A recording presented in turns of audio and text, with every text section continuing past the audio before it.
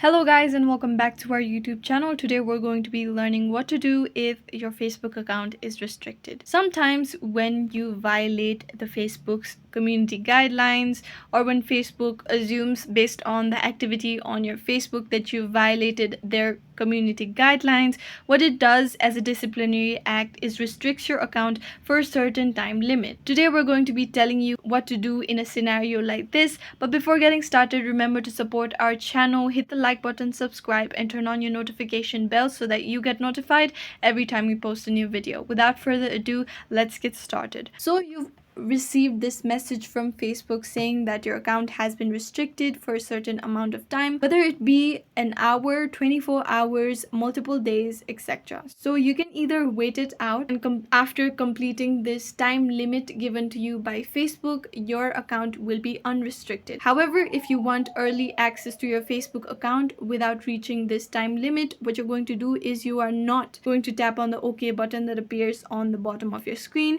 Instead, what you're going to do is you're going to go ahead and screenshot this window, and now you're going to go back and remove all of this from your phone. Go ahead and open your Facebook app again. Now on the top right corner you can see the hamburger menu. You tap on it and then you'll see help and support option. After that you tap on report a problem. Make sure that shake phone to report a problem option is turned off. After that you go ahead and tap on include in report option. Then you'll be given these various options. What you're going to select among these options is the settings. You tap on it and now under the attachment section you'll see that there's an image already uploaded. However, this is not the image you are going to upload, so tap on the cross button that appears on this image. After that you tap on upload from phone. Now you tap on the screenshot that you've just taken of this window that says your account is restricted for a certain amount of time. Then on the describe the issue box you type out your issue. After you've entered something like this, you tap on the send